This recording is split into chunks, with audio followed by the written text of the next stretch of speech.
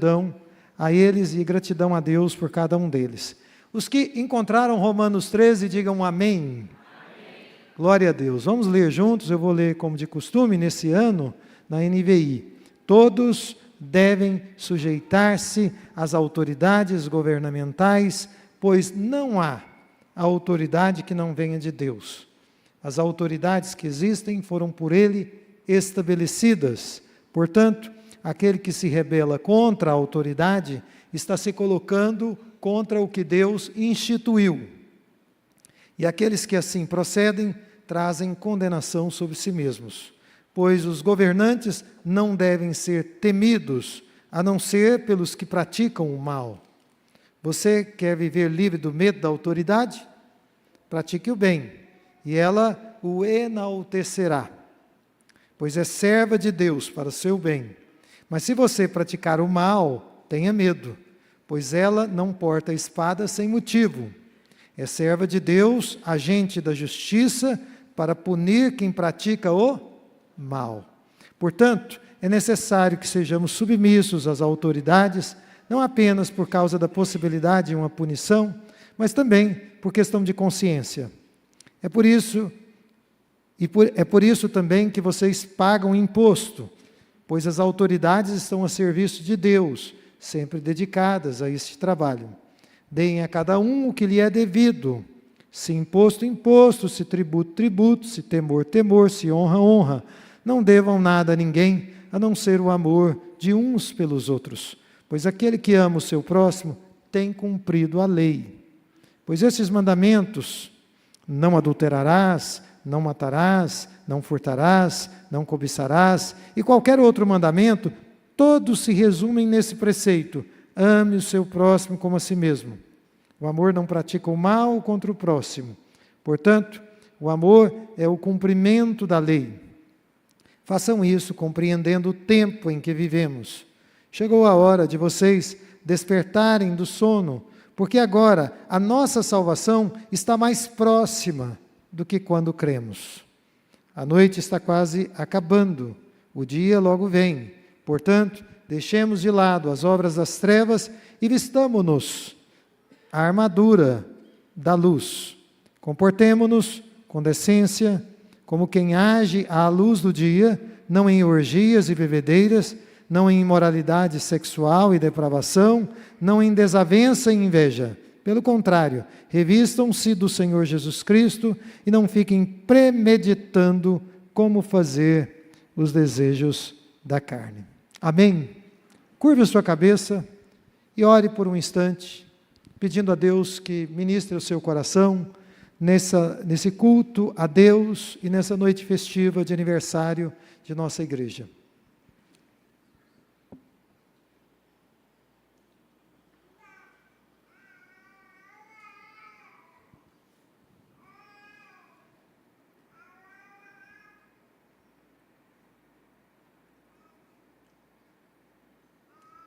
Senhor Deus, aqui estamos nesta noite te agradecendo por esse 6º ano de organização, de plantação de nossa igreja na cidade de Goiânia.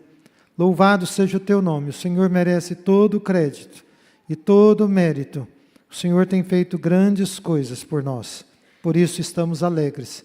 Bendito seja o teu nome. Agora que tua palavra está diante de nós, abre o nosso entendimento, para que possamos compreendê-la, e concede-nos a graça de prestarmos atenção em Ti, de colocarmos a nossa mente e coração no que o Senhor quer comunicar conosco através da Tua palavra.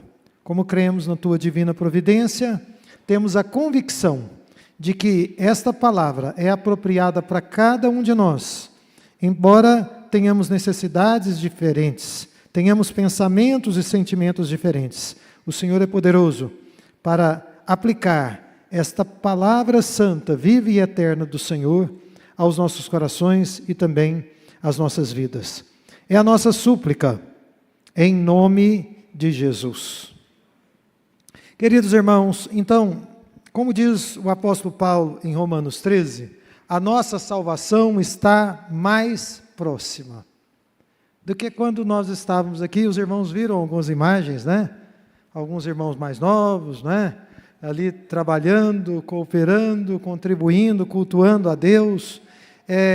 Nós estamos mais próximos da salvação de Deus do que quando nós estávamos naquele período. E nós estamos celebrando, como já temos dito várias vezes aqui, esses 6 anos de existência de nossa igreja. E eu creio que os irmãos vão concordar comigo sobre as inúmeras bênçãos que nós temos experimentado aqui, não é verdade? Quantas bênçãos, quantas gotas de bênçãos Deus já não derramou sobre a sua vida nesse lugar. Algumas você até teve a liberdade de compartilhar com alguém, com um grupo, num pequeno grupo. Outras você ficou no seu coração. Deus falou com você, Deus ministrou o seu coração e Ele esteve te abençoando. Inúmeras vezes nós adoramos a Deus nesse lugar, orando, cantando louvores, como nós fizemos nessa noite, meditando nas Escrituras e também adoramos a Deus tendo comunhão sincera uns com os outros. Isso também, eu penso, é adoração. Você tem um relacionamento sincero, íntegro, com os irmãos, com as pessoas com quem você está convivendo. E nesse período, entranháveis afetos, eu penso, foram constituídos aqui para a glória de Deus. Então tem alguns relacionamentos, algumas amizades que Deus promoveu e tem promovido, que vão ficar para sempre, que vão ficar para a eternidade. E é por isso que nós temos aprendido a fazer coro com o salmista, no Salmo 115, versículo 1, quando ele diz: não a nós, Senhor, não a nós, Senhor, mas ao Teu nome seja dada toda a glória. É isso que nós queremos dizer nesta noite, que estamos celebrando 6 anos de organização. Não a nós, Senhor, mas ao Teu nome toda a glória. Amém? Esse é o nosso desejo sincero. Hoje,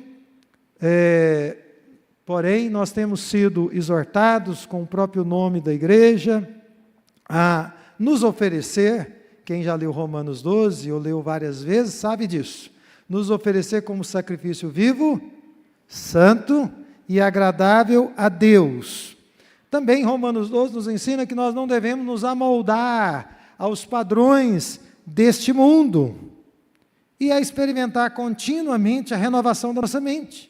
A mente do crente não é uma mente estagnada, é uma mente que se renova constante e continuamente.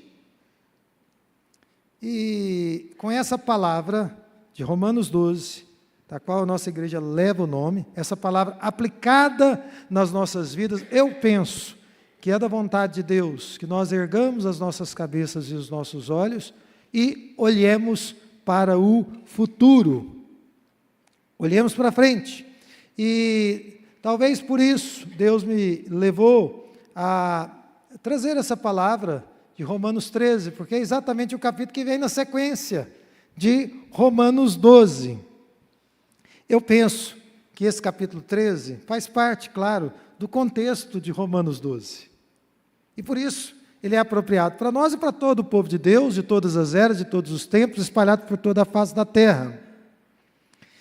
Agora, antes de nós fazermos isso, nós precisamos compreender uma conexão natural que há entre Romanos 13 e aquilo que nós lemos no último verso de Romanos 12. Veja lá, olha aí na sua Bíblia, que eu espero que esteja aberta. O texto nos diz, lá no versículo 21, não se deixem vencer pelo mal, mas vençam o mal com o bem. Eu penso que nós podemos conectá-la ao versículo 11 de Romanos 13, quando nós lemos, onde nós lemos, porque agora a nossa salvação está mais próxima do que quando nós cremos. Uma vez que o nosso destino, como crentes em Jesus individualmente, e como igreja do Senhor aqui estabelecida em Goiânia, o nosso destino ele está mais próximo. Quando Deus organiza uma igreja, Ele tem um plano, Ele tem um propósito, Ele quer fazer algo, e importa que esse povo, que essa igreja organizada, seja fiel a esse chamado e cumpra esse propósito. Então, nós estamos um pouco mais próximos desse propósito maior que nós não sabemos. De maneira geral, nós sabemos que devemos pregar o Evangelho, nós cremos que vidas serão salvas, que o povo de Deus será edificado, disso nós não temos certeza, e oramos todos os dias, pedindo a Deus que o nome dEle, que é santo, seja glorificado e seja honrado através de nossa igreja. Agora, é importante que como igreja, a nossa cidadania celestial, ela se reflita na nossa cidadania terrena. Aquilo que nós somos em Cristo, já cidadãos dos céus, família de Deus, isso precisa se refletir no nosso cotidiano, na vida que temos aqui na terra. Uma coisa não pode estar separada, divorciada da outra. Como é que nós vamos fazer isso? Olhando para Romanos 13, eu penso que nós vamos conseguir fazer isso, sendo submissos às autoridades constituídas por Deus, respeitando as autoridades que foram estabelecidas por Ele. Eu penso que também nós vamos conseguir fazer isso amando o nosso próximo. Nós temos aqui, faz parte da visão da nossa igreja, servir a Deus servindo ao próximo. Então, isso implica, requer amor. E também penso que vamos conseguir fazer isso discernindo o tempo em que nós vivemos. Eu me lembrei quando estava preparando essa mensagem de um livro escrito pelo pastor Lloyd Jones, Martin Lloyd Jones. E o título do livro era Discernindo os Tempos. Leia, você vai ser muito edificado. Muito edificado, discernindo os tempos. E olhando para Romanos 13, nós precisamos discernir os tempos, discernir o que está acontecendo hoje, para nos posicionar. Então vamos pensar no primeiro ponto, nos primeiros 7 versos desse capítulo tão especial, e que é a necessidade da submissão / respeito às autoridades constituídas. Você vê que Paulo é categórico, olha aí na sua Bíblia. Não há autoridade que não venha de Deus. Então, a autoridade constituída no mundo em que nós vivemos, segundo o apóstolo Paulo, ela é, versículo 3, serva de Deus para o nosso bem. Ela é serva de Deus para o nosso bem. O que nós concluímos é uma coisa só. As pessoas que estão em posição de autoridade só estão onde estão porque Deus as colocou lá. O poder delas, a força delas, por maior que seja, não é e não seria suficiente para que elas galgassem e chegassem naquele lugar. Lembra, por que a gente vê, tanto mal, principalmente quando as pessoas ocupam posições de poder? Eu penso que isso pode estar associado ao mau uso que continuamente, infelizmente, as pessoas fazem de um dom que Deus lhes conferiu. Toda vez que você assume uma supervisão, uma gerência, que você assume uma diretoria, que você assume algum cargo público, importa que você faça bom uso dessa oportunidade que Deus está te delegando, que Deus está te dando. Nem todo mundo faz bom uso do dom que lhe é dado, infelizmente. Especialmente nos cargos públicos, quando assume uma função municipal, uma função estadual ou uma função federal. Eu sempre que fico sabendo de um irmão que assumiu um cargo público, porque passou em concurso, eu digo, não se esqueça da sua identidade. Não se esqueça de que você é servo de Deus antes de ser servidor público. Não fique encantado com o serviço público, com a estabilidade ou com um bom salário que você vai ganhar. Lembre-se, antes de tudo, que você é um servo de Deus. Mas o mal, muitas vezes, e Paulo fala sobre ele aqui, ele também pode estar em nós. Quando nós damos vazão à nossa natureza pecaminosa e nos rebelamos contra as autoridades que são constituídas, as autoridades que são colocadas sobre nós. A natureza humana é assim. Tem alguém que está na liderança, em um determinado posto, em uma determinada posição, a natureza humana naturalmente se levanta contra aquela autoridade. Se levanta, porque aquela pessoa assumiu a liderança, porque ela tem uma responsabilidade. Veja o que diz o versículo 2, olha aí na sua Bíblia. Aquele que se rebela contra a autoridade está se colocando contra o que Deus instituiu. Então, quem se levanta contra as autoridades que Deus coloca em um pequeno grupo, ou numa esfera maior, num país, essa pessoa está se levantando contra uma autoridade instituída por Deus. Agora, nós precisamos fazer uma ressalva aqui. Submissão, de acordo com o ensino bíblico, não significa que você vai concordar em absoluto com tudo o que aquela autoridade está fazendo, está dizendo. Por exemplo, todo cristão deve prestar desobediência civil se o Estado, se o governo, se a autoridade ordena fazer algo que Deus condena. Ou se o Estado e a autoridade está condenando algo que Deus ordena. Tanto num caso quanto no outro, a nossa única obrigação é desobediência civil. Isso aconteceu, vocês se lembram, com as parteiras no Egito. O faraó mandou que se nascesse homem, era para matar. Mas diz o texto bíblico que as parteiras temeram a Deus e desobedeceram à autoridade maior. Porque Deus queria que aqueles meninos continuassem nascendo, porque o povo santo estava sendo formado naqueles dias.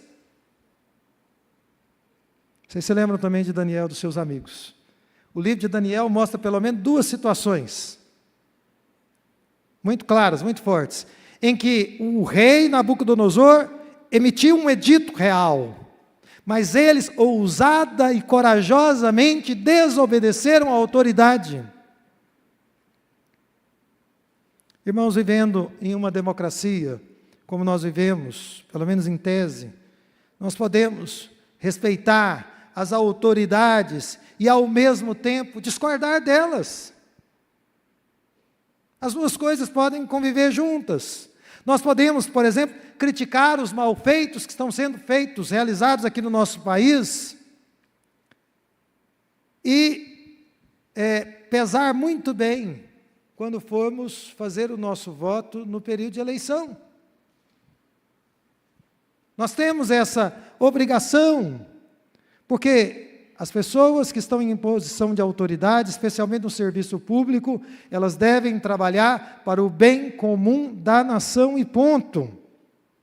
Eu peço a Deus, que Deus nos dê a mesma autoridade e a mesma graça que Ele deu ao próprio Senhor Jesus Cristo. Vocês se lembram? Ele estava preso, maniatado, já havia apanhado muito, e Pilatos queria que ele falasse alguma coisa, ele estava em silêncio. Pilatos disse a ele: você não sabe que eu tenho autoridade para te livrar? E Jesus disse uma palavra que deve estar na nossa mente, no nosso coração. Jesus disse: nenhuma autoridade terias se do alto não te fosse dada. Nós precisamos entender que todas as autoridades constituídas só estão naquela posição porque Deus permite. Deus pode permitir algumas autoridades que são muito boas por um determinado tempo e outras autoridades que são horríveis. Isso pode acontecer. E aqui eu queria fazer uma ressalva que é antiga, que eu faço com frequência aqui na igreja. Eu penso que nenhum cristão, numa democracia como a nossa, deveria votar em alguém que se levanta, por exemplo, contra a igreja, em alguém que se levanta contra a vida, inclusive a vida intrauterina, em alguém que se levanta contra a família, em alguém que se levanta contra o casamento monogâmico e heterossexual. Nenhuma pessoa que se diz cristã deveria votar em pessoas que se colocam ao longo da sua carreira contra a causa de Deus, contra a obra de Deus, contra a igreja do Senhor, porque isso seria e é uma contradição à nossa fé. Nós precisamos prestar bastante atenção nisso. Mas dito isso, a palavra de Deus nos diz em Romanos 13, que a nossa posição ordinária deve ser de respeito e de submissão às autoridades que Ele constituiu, que Ele estabeleceu. Então, nesse sentido, nós devemos ser as pessoas mais respeitosas. E é dessa maneira, no contexto de Romanos 13, Romanos 12, que nós vamos triunfar contra o mal. Nós vamos triunfar contra o mal. A autoridade, conforme idealizada por Deus, diz o texto que ela elogia, ou ela pelo menos deveria fazer isso, e ela deveria reforçar o bem, ao mesmo tempo em que pune e chama a atenção daquelas pessoas que fazem o mal, que conspiram contra o bem comum. E é por isso que Paulo fala aqui do medo. Interessante ele falar do medo aqui, né? Porque ele propõe uma vida sem medo, em relação às pessoas que detêm o poder. Mas como é que isso pode acontecer? Veja o texto bíblico, no versículo 3 e também no 4. Você quer viver livre do medo da autoridade? Pratique o bem e ela o enaltecerá. Ela vai te elogiar.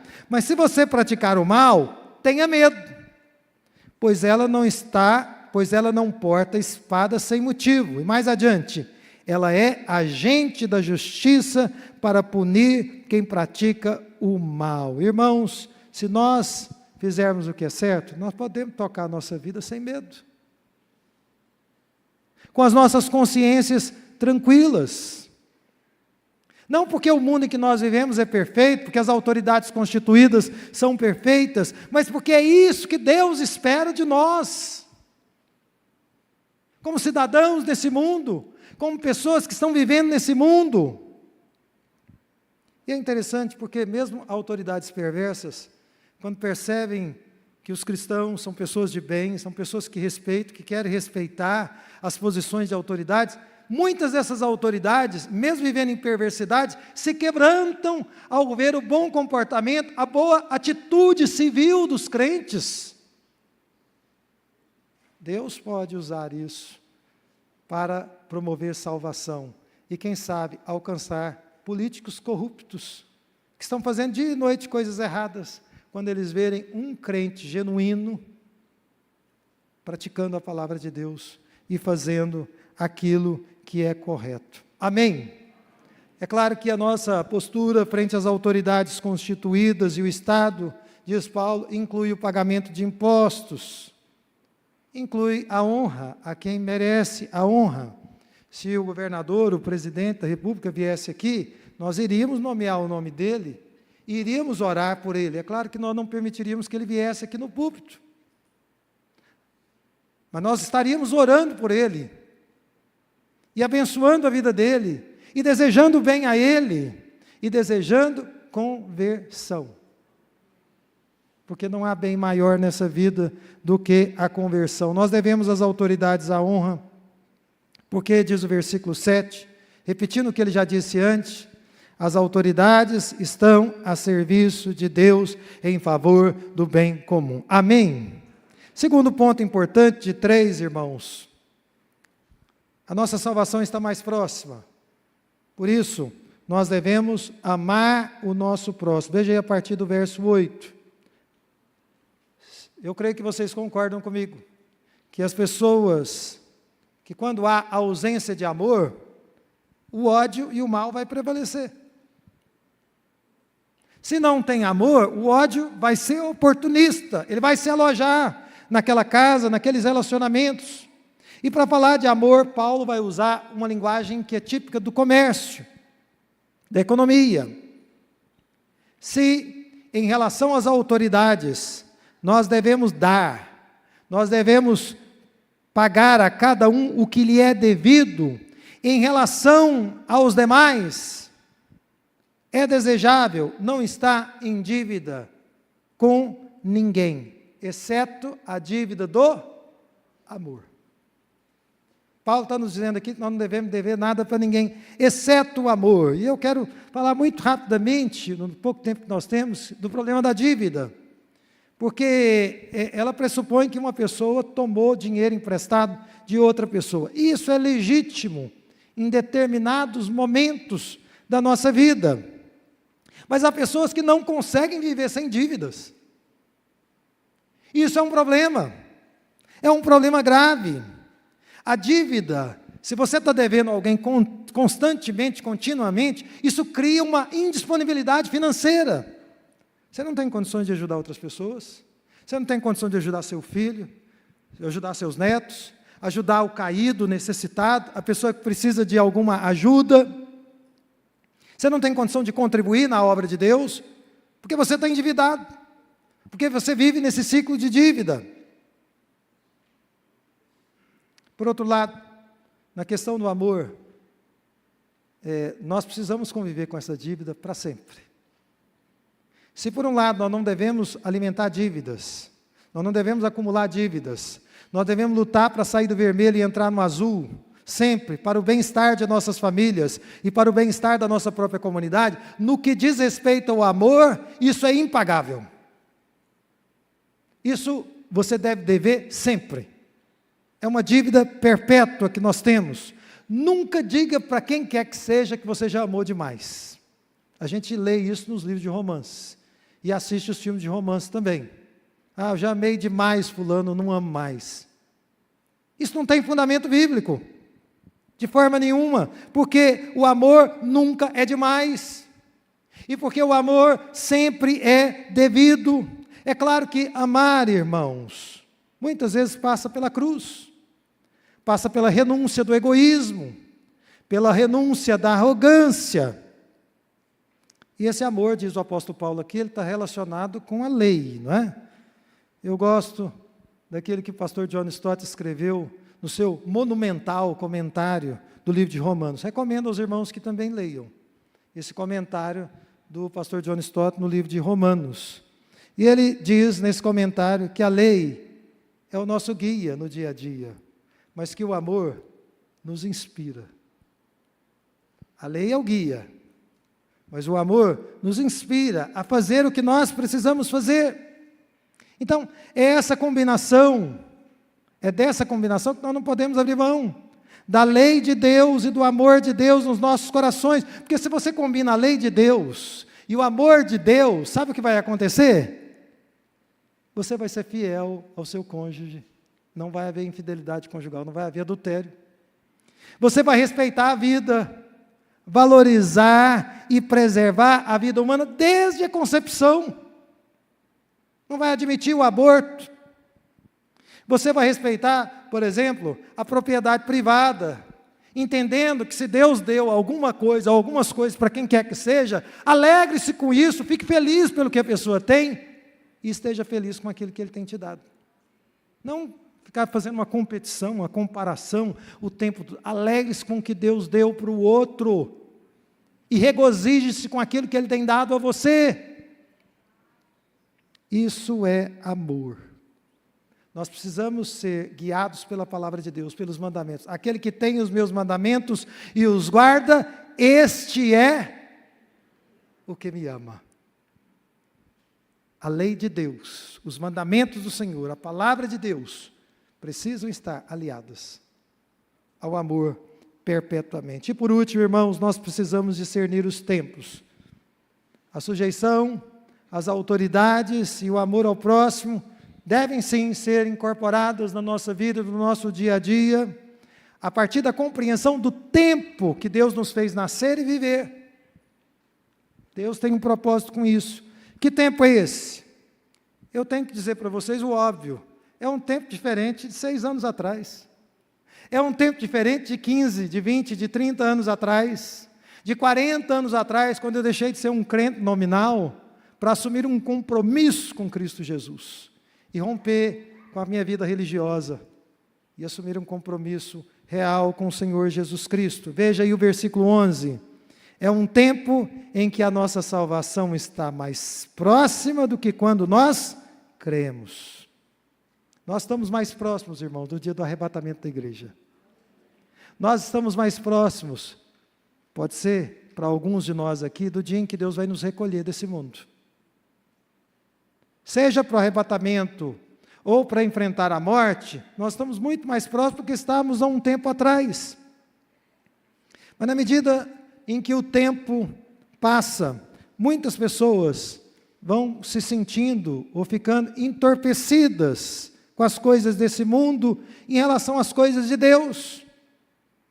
vão ficando adormecidas com as coisas de Deus. É por isso que a palavra de Deus é essa que está aqui em Romanos, quando ele diz: chegou a hora de vocês despertarem do sono. Eu estou vendo aqui, não estou vendo ninguém dormir. Está todo mundo acordado. Todos estão muito atentos. Até aqueles que de vez em quando dão um cochilo estão hoje com os olhos bem abertos. Estão prestando bastante atenção, né? Eu digo, né? Tem algumas pessoas que quando elas não cochilam no culto, eu fico preocupado. Está acontecendo alguma coisa, né? Mas nós precisamos estar acordados, atentos, despertados para Deus, para o Senhor Deus. E o que significa esse despertamento? Né? É um despertamento que requer uma resposta imediata. Que resposta é essa? Portanto, diz o texto, veja aí: deixemos de lado as obras das trevas e revistamo-nos da armadura da luz. Então, existem coisas que na sua vida e na minha vida precisam ser deixadas de lado. Se nós estamos caminhando com Jesus, tem coisas que nós precisamos deixar para trás, abandonar. E que coisas são essas? Eu vou dizer aqui como um comportamentalista que sou no exercício da profissão, como psicólogo. São comportamentais e são cognitivas. E eu nem vou explicar, porque vocês vão entender. Veja o texto aí, olhe na sua Bíblia. Portanto, deixemos de lado as obras. Isso é comportamental, das trevas. E revistamo-nos da armadura da luz. Revistamos da armadura da luz. Veja mais adiante, versículo 13 e 14. Comportemo-nos com decência. Ele está falando de comportamento. Como quem age à luz do dia. E aí ele dá alguns exemplos. Não em orgias e bebedeiras, não em imoralidade sexual e depravação, não em desavença e inveja. E ele continua: não fiquem premeditando, isso é cognitivo, como satisfazer os desejos da carne. Cuide da sua mente e cuide daquilo que você está fazendo no dia a dia. Irmãos, quem se reveste da armadura da luz, pensa bem e age bem. Amém? Pensa bem e age bem. Portanto, o chamado de Deus para as nossas vidas é um chamado para nos revestirmos do Senhor Jesus Cristo, como diz o versículo 14. Eu queria concluir, nosso tempo está encerrando, né, aplicando essa palavra a nós. Bem brevemente nós vamos orar. Amém? Em primeiro lugar, não retribua o mal com o mal. É isso que a gente aprende em Romanos 12. Por quê? Porque em Romanos 13 nos diz que Deus levantou autoridades para cumprir esse papel. Se alguém te difamou, deixa a autoridade competente, os caminhos, tratarem disso. Não queira você resolver as coisas com as suas próprias mãos. Não queira fazer justiça com as suas próprias mãos. Em segundo lugar, você é amado do Senhor. Deus tem nos amado transbordantemente em Cristo Jesus. Então, importa que nós amemos o nosso próximo, as pessoas que estão ao nosso redor, não é? E essa é uma dívida que você não deve abrir mão. Agora, lembre-se que esse amor precisa ser guiado pela palavra de Deus.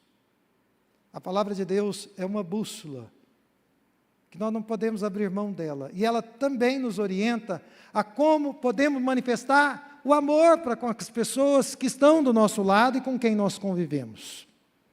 E por último, eu quero reafirmar aqui o que eu já disse mais de uma vez nessa mensagem.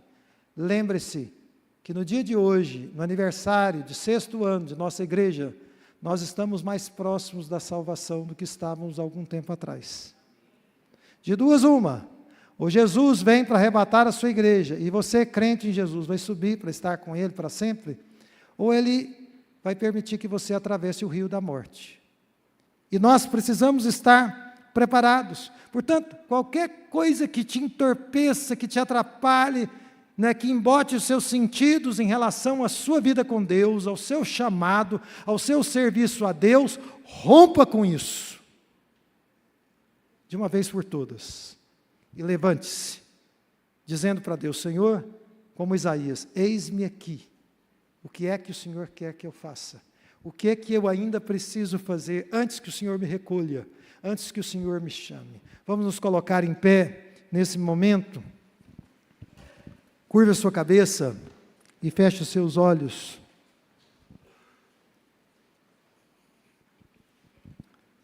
Em alguns segundos, fale com Deus. É importante que você reaja à palavra dele. A nossa salvação está mais próxima do que antes. A condenação de muitas pessoas também está mais próxima. Se há alguém aqui que está debaixo de condenação, hoje é o dia oportuno de assumir um compromisso com o Senhor Jesus Cristo e dizer a Ele: Senhor, eu te quero como meu Salvador e Senhor. E eu quero abraçar essa salvação, oferecida plenamente na pessoa do Senhor Jesus Cristo. E eu quero estar preparado para aquele dia que o Senhor vai me chamar, para me encontrar contigo, para ver a tua face bendita e para ouvir a sua doce voz. De maneira prática, Deus falou conosco sobre o respeito às autoridades constituídas, não pelo mérito delas, mas porque isso agrada a Deus. E Ele também falou conosco sobre o nosso chamado, a nossa dívida impagável de amarmos-nos uns aos outros. E isso se estenderá por toda a eternidade. E é importante que tudo isso nós façamos, discernindo o tempo em que estamos vivendo. Entendendo que os sinais da vinda de Jesus estão se avolumando, eles estão se aumentando, eles estão se multiplicando. Por isso, devemos nos posicionar com temor e tremor na presença do nosso amado Senhor.